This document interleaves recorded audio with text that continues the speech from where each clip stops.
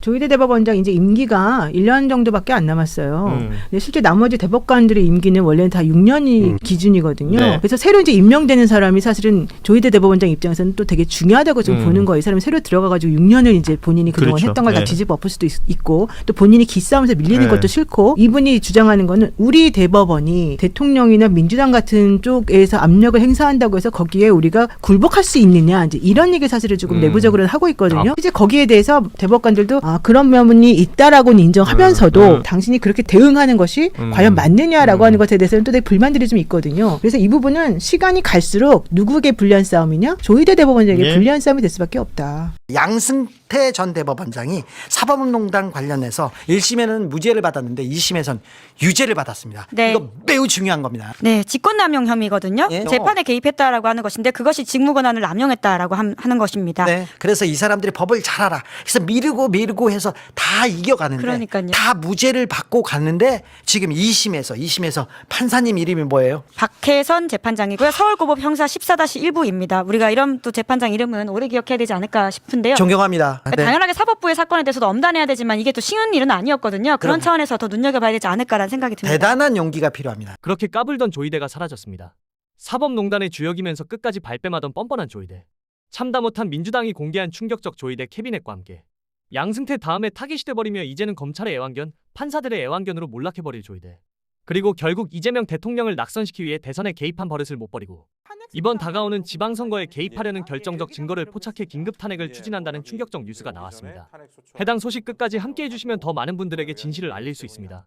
알겠습니다. 법 왜곡죄가 오늘 시행된 첫날이었는데요. 오늘부터 사법개혁 3법이 시행이 되지 않았습니까? 조희대 대법원장 법 왜곡죄의 첫 고발 당한 피고발인이 되었습니다. 용인경찰서에서 수사를 한다라는 지금 얘기가 나와 있는데요. 오늘 최혁진 의원이 조희대 대법원장에 대한 탄핵소추안 발의도 공식화하지 않으셨습니까? 예, 여기 한번 들어보겠습니다. 예, 뭐 여기 이제 오기 전에 탄핵소추안에 이제 첫 번째 서명을 하고 오늘 의원님들이 13분이 같이 했고요. 3분의 1 의원들이 참여하면 탄핵소추안이 공식 발의가 되기 때문에 현재는 의원 정족수가 좀 줄었으니까 한 99명 정도가 이제 서명하면 되는데요. 뭐 생각보다 서명하시겠다는 분들이 굉장히 많습니다. 예, 왜냐하면 지금 이제 조희대의 자진 사퇴 이것이 이제 민주당의 당론으로 요구하는 거고 조국혁신당도 당론이 자진 사퇴에 대한 요구를 오늘 했습니다. 근데 아마 조국혁신당이 자진 사퇴를 요구한 거는 결국은 탄핵소추안으로 가기 위한 전 단계라고 생각을 하고 있고요. 물러나지 않을 경우에는 탄핵소추안으로 다들 이제 민주당 의원들서부터 해서 참여를 하실 거라고 보여집니다.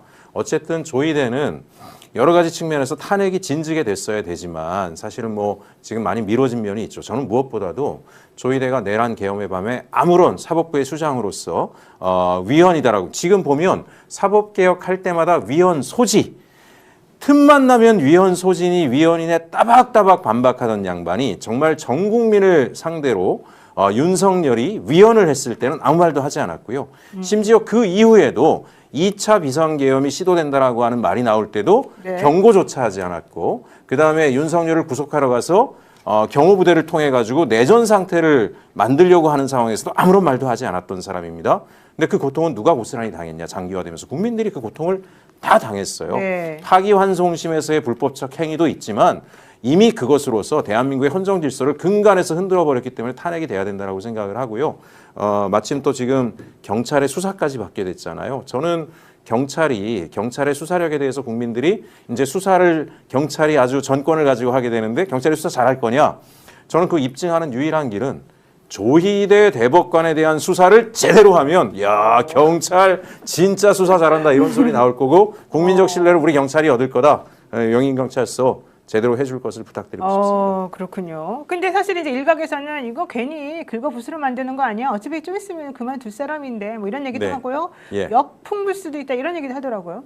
예, 근데 이제 저는 역풍에 대해서 그다지 걱정은 안 하고 있습니다. 그리고 그래서 또 제가 탄핵을 발의하는 것도 있습니다. 저는 무소속이기 때문에 역풍이 불어봐야 저 혼자 얻어 터지면 그만이고 한편으로 자진 사퇴라고 하는 것을 위해서 조희대는 제 생각에는 절대 자진 사퇴 안 합니다. 네. 거기 있는 게 자기를 지키기에 제일 좋거든요. 법원장들 인사권을 다 쥐고 앉아 있으니까 결국은 그걸 통해서 충분하게 자기가 방탄을 할 거기 때문에 버팅길 거고 만약에 자진 사퇴를 요구했는데도 불구하고 한 달, 두 달 조희대가 계속 버티면 많은 지지층들이 민주당 지도부를 뭐 조국혁신당을 또 원망하게 될 거거든요. 네. 그런 면에서 탄핵 소추안에서 한 100명 정도가 만약에 서명을 했다.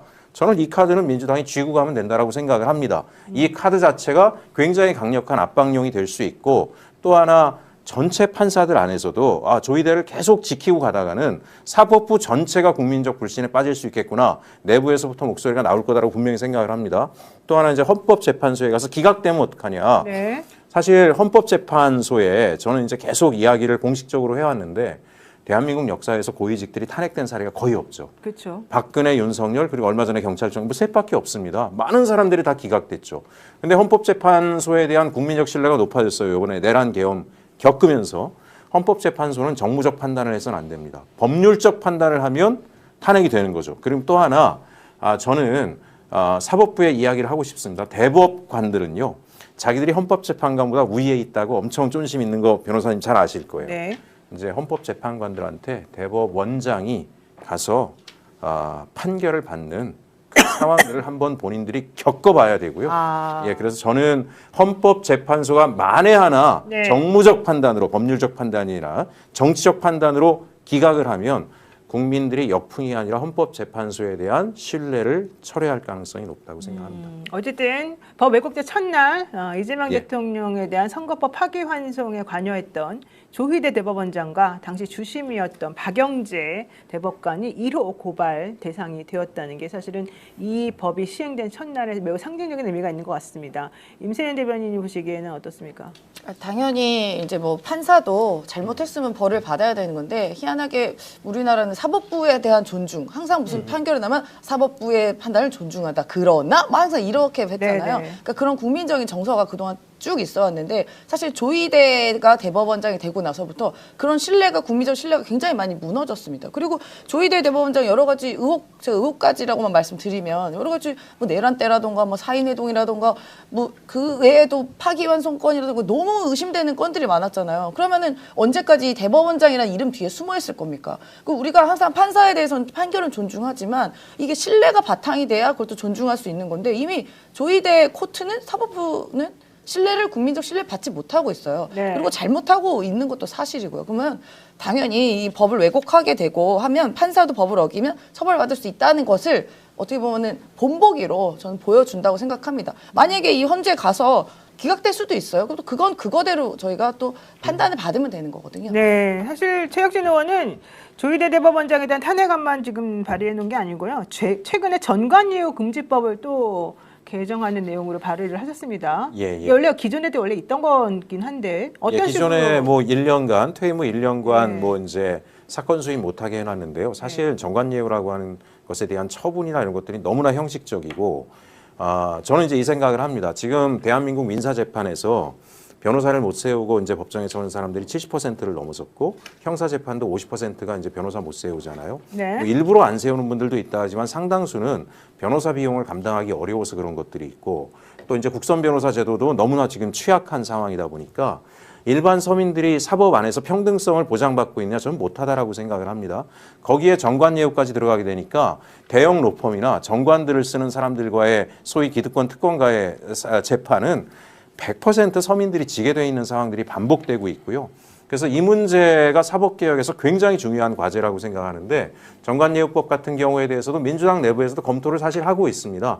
다만 이제 지금 뭐 조희대의 그 자진 사퇴나 이런 여러 이슈가 있다 보니까 동시다발적으로 던지는 것에 대해서 아마 부담이 있어서 좀 검토를 하실 것 같은데 제가 먼저 발의를 좀 해서 여론들을 좀 보면서 또 민주당과 범여권이 같이 움직이면 된다고 생각하는데요. 내용적으로는 저는 대법원장이라든가 고위직의 사법당국에 있던 검찰총장까지 퇴임 후 3년 이상 동안 사건 수임 못하게 해야 된다라고 하고 할 경우에 처분해야 되고 또 하나 우회적으로 수임하는 경우 있지 않습니까? 못하니까 네. 다른 변호사를 앞에 세워놓고 사실은 자기가 하는 경우, 조종하는 경우 여기에도 처벌 조항을 놓고요. 재직 시에 맡았던 사건은 일체 맡지 못하게 하는 것들을 집어놓습니다. 그래서 이제 이런 적극적인 조치와 처벌 조치로 해서 전관의 고리를 끊어야 되겠다. 그래서 주변에 성실히 일하는 어떤 변호사와 함께 하더라도 공정한 재판에 임할 수 있도록 굳이 비싼 돈을 들여서 큰 돈을 들여서 전관이라고 하는 밤늦게 판사와 검사에게 쉽게 전화하는 사람들을 써야 재판에서 유리한 판결 나온다라고 하는 거를 끊어야 된다. 네. 그래야 정말 국민이 원하는 사법개혁이 된다 그렇게 생각하고 있습니다. 네, 정완식님께서 전관예우는 이해충돌 범죄인 거 아니겠습니까? 특별법으로 정말 단속해야 됩니다라는 얘기도 하셨는데 저는 요 말씀 좀 드리고 싶어요. 이 지금 최혁진 의원이 너무 중요한 법안을 발의하셨다고 생각해요. 네. 제가 봐도 이 검사들이 오만방자하게 이런 일들을 여태까지 다 꾀한 게 옷 벗고 나가면은 수십억 돈 버는 거예요. 그냥 이렇게 네. 한번 사고 치고 나서 그 현직에 있을 때 로펌 이야기 들어주고 사바사바 한 다음에 나간 다음에 수십억 버는 거 아닙니까? 아니 근데 사실은 법사위도 그렇고 법조인들이 죄송합니다. 법조인들이 너무 많어. 이게 정말 우리 사회에 가장 썩어 있는 부분이 바로 정관예우인데 이 얘기에 대해서 공론화가 안 되고 있어요.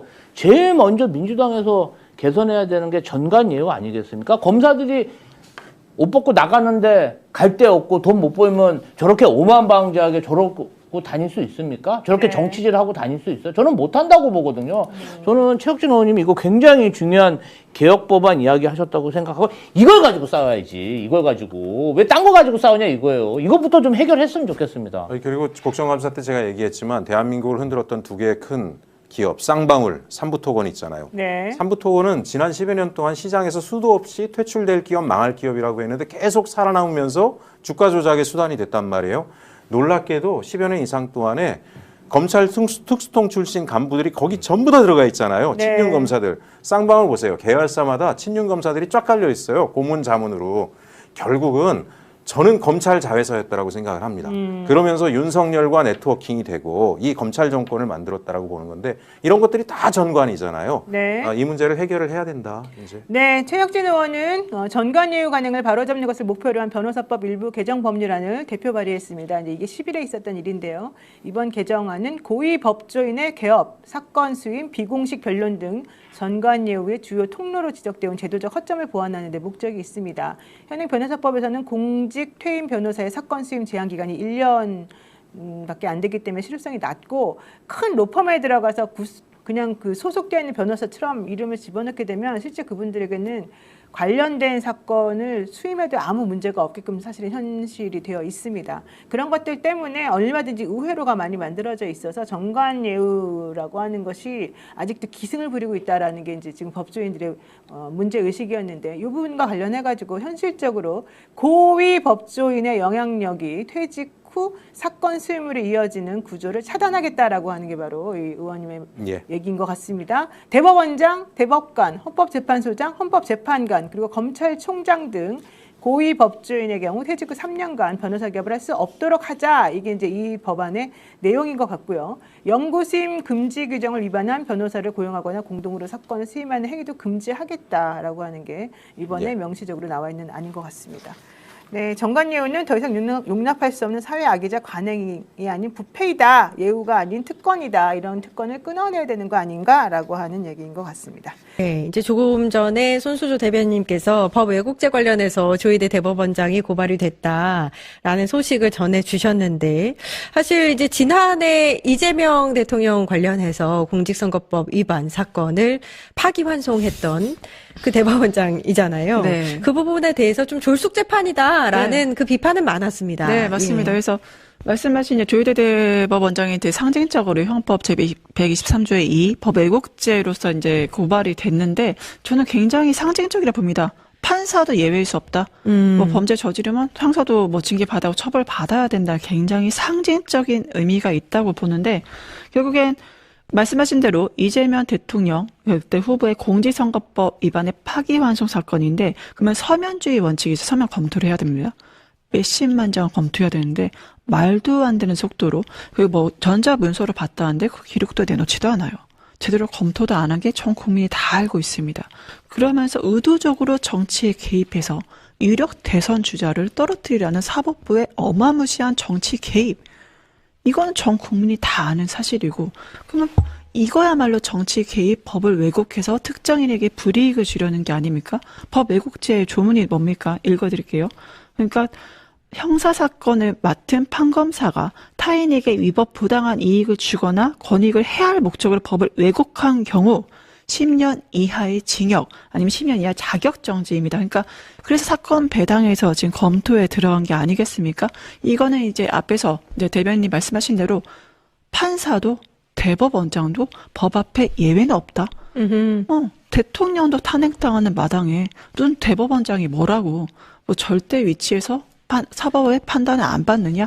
이제는 누구나 법의 적용, 법 앞에 평등하고 법을 위반한 사례가 있으면 거기에 대한 응당한 대가를 치러야 된다. 이거야말로 이제 말씀하신 뭐 3심제 얘기하셨는데 대한민국은 언제나 다이나믹 코리아고 더 나은 제도를 만들어가는 겁니다. 이제 이 뭐 4심제가 아니지만 이 새로운 법 왜곡제나 사법개혁 3법 저는 다른 나라가 또 배우러 올 거다라고 확신합니다. 예. 판검사도 이제 법 앞에 예외가 없다라는 상징적인 의미가 있다. 그래서 오늘 조희대 대법원장 첫 고발도 어떤 의미를 부여하셨는데요. 당시 이제 이 공직선거법 위반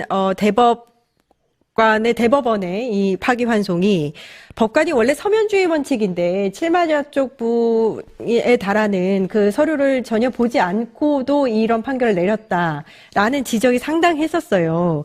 요게 이제 법 왜곡죄에 적용이 될 수 있을 거라고 보시는지. 그러니까 대상은 될 수 있죠. 예. 당연히 이제 심판을 받아야 되는데 이게 또 법관들이 또 이걸 심판할 거란 말이에요. 그럼 예컨대 그 조희대 대법원장에 누군가가 또 뭐 되게 가까운 판사가 또 이걸 한다. 근데 이랬을 때 이게 실효적으로 뭔가 판결이 나올 수 있을 것인가에 대한 의문도 좀 있어요. 예. 근데 어찌됐건 그럼에도 불구하고 이 법이 필요한 거는 아까도 제가 말씀드렸지만 판사들이 법 적용을 할 때 혹은 양심에 따라 판단을 할 때 독립적으로 판단한다라고 하는 것은 법 말고도 이 외에도 내 마음대로 판단한다 그런 의미가 아니잖아요. 철저하게 헌법에 근거해서 법률에 근거해서 판단하라.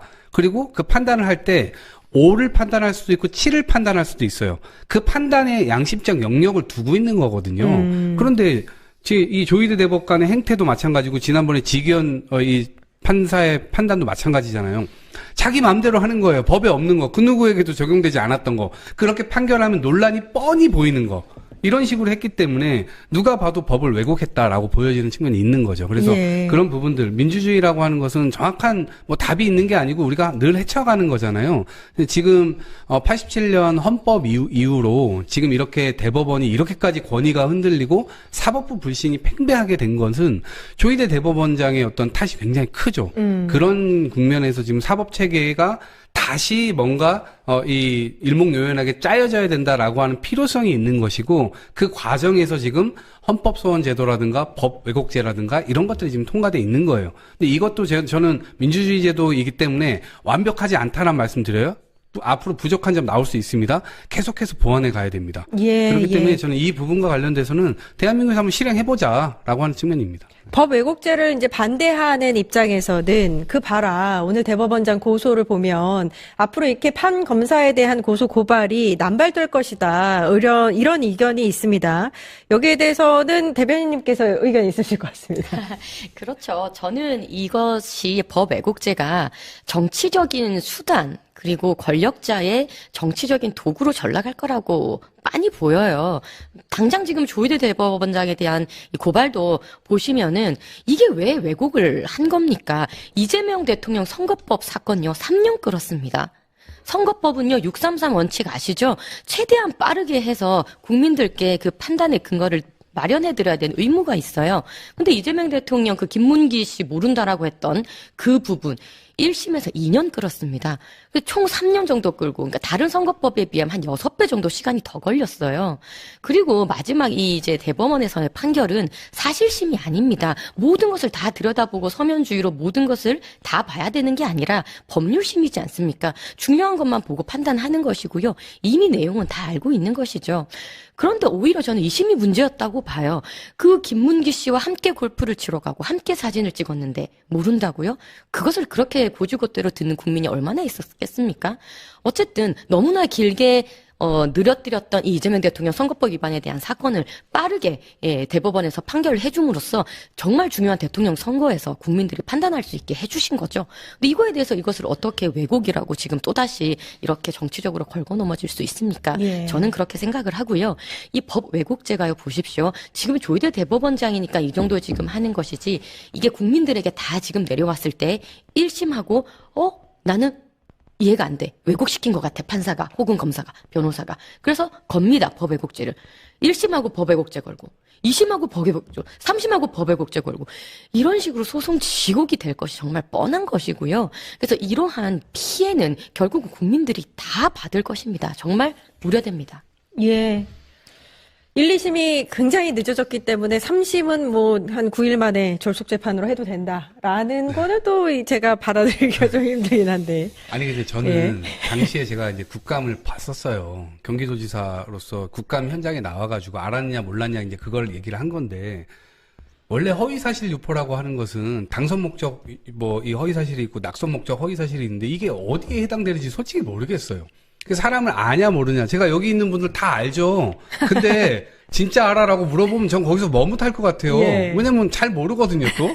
예. 인간은 원래 다 그렇게 상대적인 거잖아요. 근데 판사님이 이것에 대해서 상대적인 개념을 도대체 어떤 개념을 예. 가지고 이걸 알았냐 몰랐냐 그걸 거짓이냐 진실이냐 이렇게 판단할 수가 있나요. 그러니까 네. 저는 아예 건 자체가 안 되는데 검찰이 의도적으로 야당의 수장 을 오히려 걸고 넘어지면서 이걸 예. 의도적으로 저는 이게 뭐라 그러죠? 이거 완전히 그냥 찝어가지고 수사를 한 것이기 아하. 때문에 그 의도가 굉장히 예. 불순했다라고 보고 이 자체가 지금 재판으로 가가지고 결국에는 처음에 6 안 지켜졌어요. 1심에서 3 이것도 안 지켜졌습니다. 근데 느닷없이 여기서 지키겠다고 본인들이 9일인지 2일인지 이걸 9일이었죠. 이렇게 한다고요? 예, 그것도 이 대선 바로 앞두고요. 네. 이거는 누가 봐도 의도가 다 예. 보였던 거죠. 오늘 이제 이병철 변호사가 조희대 대법원장을 고발을 한 건데 지금 공직선거법 위반 사건 이 사건에 대해서 이야기를 하고자 하는 건 아니고요. 이 법관이 서면주의 원칙이라는 게 있는데 이걸 알면서도 의도적으로 적용하지 않았다. 이 부분을 근거로 들어서 법 왜곡죄로 고발을 한 겁니다. 법 왜곡죄가 만약에 인정되지 않는다 손치더라도 이렇게 고발하는 것만으로도 판검사들이 위축되게 할 수도 있다라는 우려도 있어요. 아니, 그거는 말도 안 되죠. 우선 예. 그리고 뭐 법 왜곡죄 얘기 나왔으니까 타이밍이 말씀하신 대로 대선 한 달 앞두고 예. 마치 다 읽은 것처럼 국민 예. 기만이잖아요. 그러니까 시각을 왜곡한 굉장히 법 왜곡이다. 그러니까 결과는 답정너예요. 답은 정해져 있고요. 그래서 파기환송 9일 만에 다 결론 내는 거 아닙니까? 그리고 그때 기억하세요? 전원합의체 회부. 전국 생중계까지 하고요. 모든 절차가 다 정치 일정에 맞춰진 재판이었거든요. 이거를 국민들 누군가 정말 순수하게 법치주의를 실현했다고 조희대 사법부를 판단할 수 있겠습니까? 그러니까 이런 정치 판검사를 때려잡기 위해서 법 왜곡죄가 지금 만들어졌다고 전 말씀을 드리고 뭐 사법부가 위축한다고요? 그러면 아니죠. 본인들이 정상적인 법을 왜곡하지 않고 정치 판결하지 않으면은 거기에 해당되지 않습니다. 정상적인 판결하십시오. 정상적인 판결을 안 했기 때문에 지금까지 고의 왜곡을 했고 정치 판결을 했기 때문에 이 법이 만들어진 거고 정상적인 걸 하면은 문제가 없고요. 무엇보다 법 왜곡죄 요건이 굉장히 좁습니다. 그러니까 고발은 자유롭게 할 수 있지만 처벌은 굉장히 제한돼요. 왜냐하면 맨 처음에 법을 왜곡한다는 고의가 인정이 돼야 됩니다. 그 두 번째는 여기 이 법을 왜곡해서 본인이 부당한 이익을 가지거나 아니면 어떤 권익을 침해한다는 것이 목적이 있어야 돼요. 그리고 마지막으로는 이 법 왜곡 합의로 인해서 법 자체를 왜곡하거나 증거 조작을 모두 입증해야 됩니다. 그러니까 이 법 왜곡죄가 적용이 되려면 이 3단계를 모두 통과해야 법 왜곡죄로 처벌이 되는 거예요. 그러니까 고발은 자유롭게 하지만 이 법 왜곡죄로 인해서 처벌되는 사람